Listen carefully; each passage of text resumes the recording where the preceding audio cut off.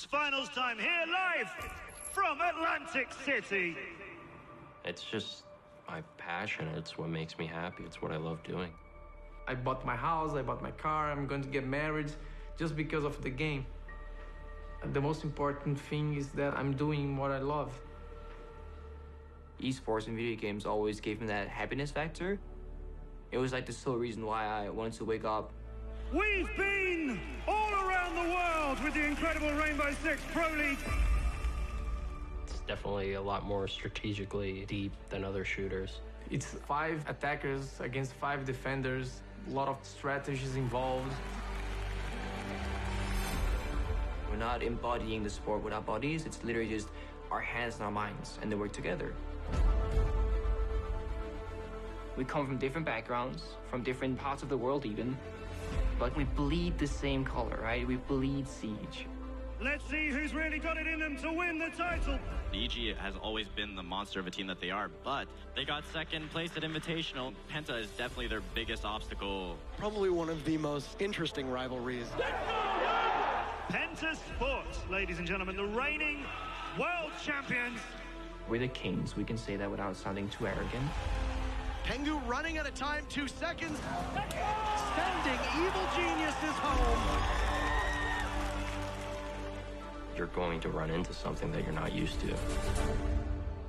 They are a strong team, but they can be beaten. They're human. With the way that Liquid's looking right now, potentially, we could see the very first Latin American championship. Liquid are here having fun. Will we finally get the upset against Penta? Zig has to carry this here. This time we're gonna win, I'm sure we're gonna win. Team Liquid, they survive!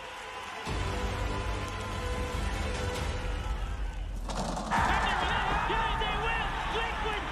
Penta have been finally put to bed.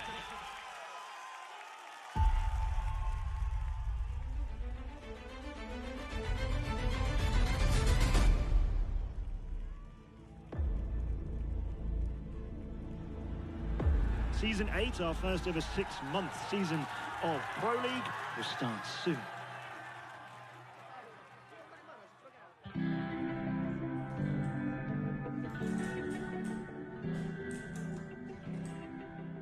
When we won Pro League in Atlantic City, that was the most proud moment in my life, I think.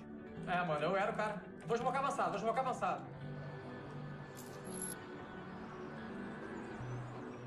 Every day I watch something from this day, like photos or videos or something like this. It was a real good day. I want to repeat more this feeling, man. It was amazing. I live with my fiancée. We're gonna get married in 5 months. I proposed to her at this tournament after we won this match because it's 2 things that I love. First, I love her, of course, and I love the game. Eu espero que eu tenha outra surpresa hoje, que é pedir ela em casamento. Anne Sharon Peixoto da Silva. Você aceita casar comigo? And I was proposing, and she was at the phone, like tweeting or doing something. And she stopped, oh my God, it's with me, yes. And she ran, it was real nice. I don't talk too much with my father. My mom lives in Australia, so I'm basically alone. But it's good to have someone close to you, that supports you, that loves you, and that's her. What a beautiful pancake. She's someone that I want to be together for my whole life. I'm from Metropolis. It's calm and quiet. I really enjoy to be here.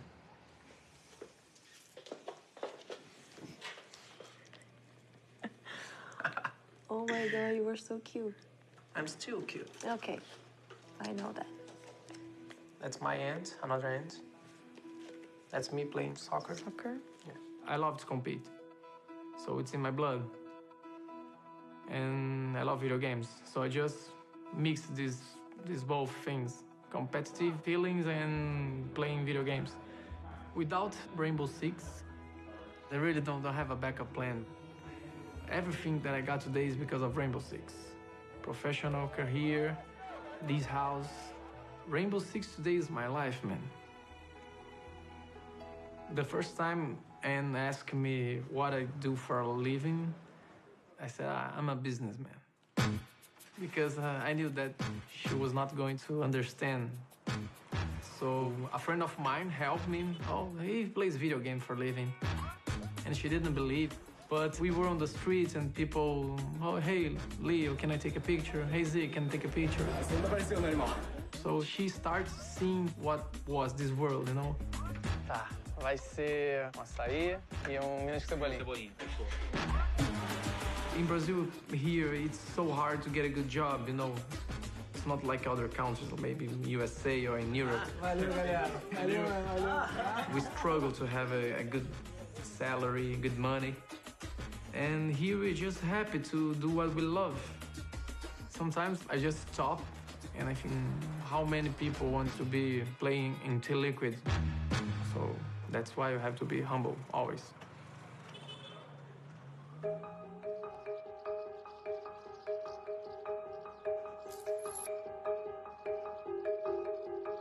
Before Siege, I didn't really go places, and now we've gone to multiple continents and multiple countries.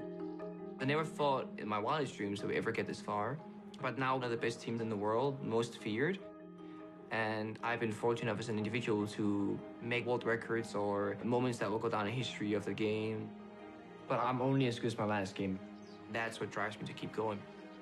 When I lost against Team Liquid in New Jersey, I tried to value justifying that we lost. Yeah, they will! Liquid, they win! Did we put in the hours that we can say that we should have gotten this victory?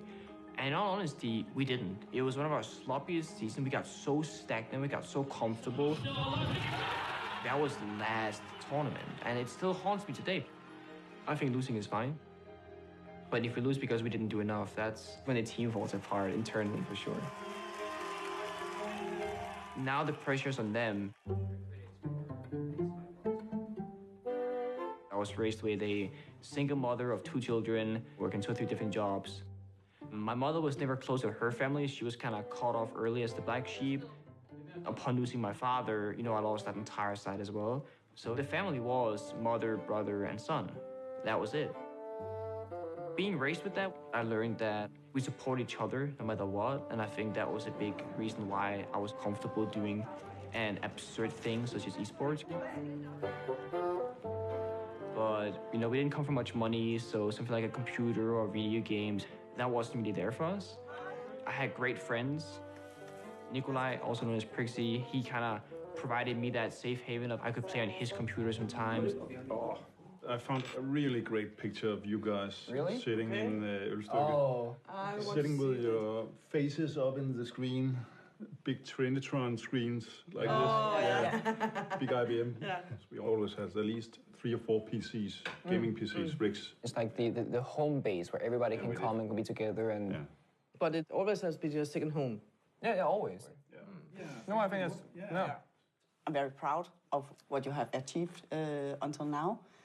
And to be honest, we are sitting at home or at job watching when you are playing games. You do have a skill of, being really good at the game. And that doesn't really matter, what kind of game it is, because you've always kind of been good at, or try to be. Yeah, very competitive, yeah. When it failed, I'd be like, So the whole approach into esports, it was very, very set on specific time frames. And I had, 4, 5, 6 months worth of rent saved up. And once that rent money runs out, I don't have a home anymore. I need to pay my mom to live here, otherwise she can't make the bills go around, so that's fair. Going to the very first tournament, I was more worried about winning for the sake of getting $5,000. Penta have already shown some strength today. It could have failed miserably. But if you don't take a risk, there won't be a reward or a chance for a reward. The diffuser down with 30 seconds. Bouncy's got to find 4, but Pengu says no. Thankfully, we won the first tournament. Penta are your first Rainbow Six PC Pro League champions. I mean, I'm definitely not surprised, that you have, grown as much as you have. And Prixie helping out as well. He pushed me into playing Siege. He showed me the trailer. It's like, oh, if you buy the game, I'll buy the game kind of thing. Played it together. And then I left you behind, actually. That's a terrible part. I left him behind to play with my team, and then we became Penta Sports, and he was all the way out here. I'm over here, and we're so how are you doing? Kind of thing, right? Do you still play Siege? And he's like, nah, because you left me behind. I'm like, oh, sorry, I play every day. So we started together, but then I kind of forgot about him a little bit. I feel so bad about it. Yeah, in hindsight, I feel so bad about it, but no regrets, right? No regrets. Time goes by so fast, yet the changes are not subtle. Realizing when I could make it more than just making it by was after the first Invitational. 140 grand each player, that's crazy. I got my mom a car for her birthday, which was my way to invest back in her and thank her for all the things that she's done for me. And together we managed to pay off her debt that she had for many years. It kind of scares me a little bit to look at how much you achieved, because in the same aspect, you can see how much can I lose, right? It's my family, it's my income, it's my life. It's something that I try not to think about because I'm afraid of losing it.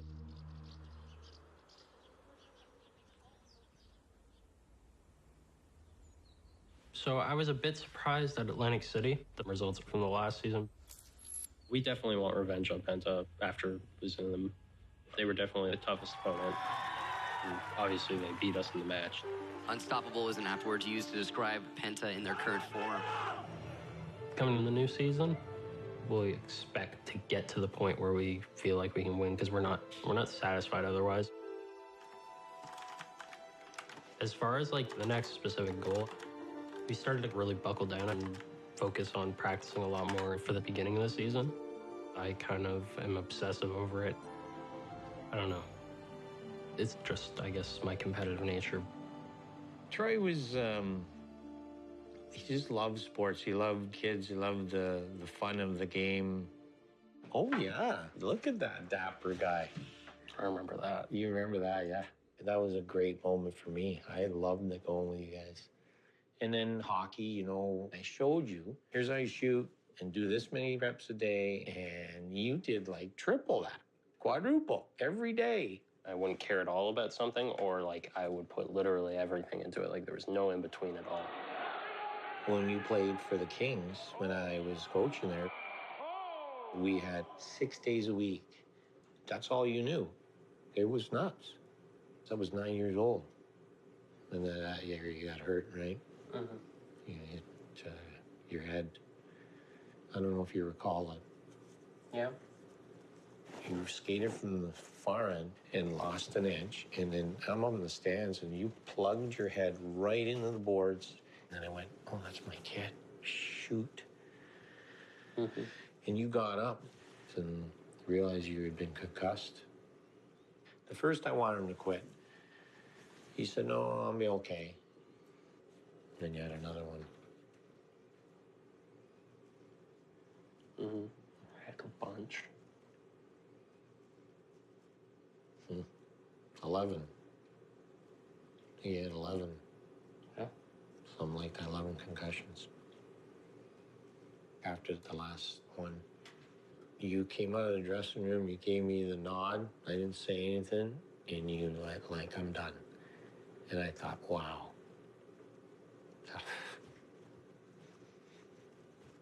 And I remember I drafted up the note to the team, and they were all thinking that we're sad. Oh, I was happy. I got a book to read about what you do when you're not that person anymore. But there's nothing that you can read to get you through it faster.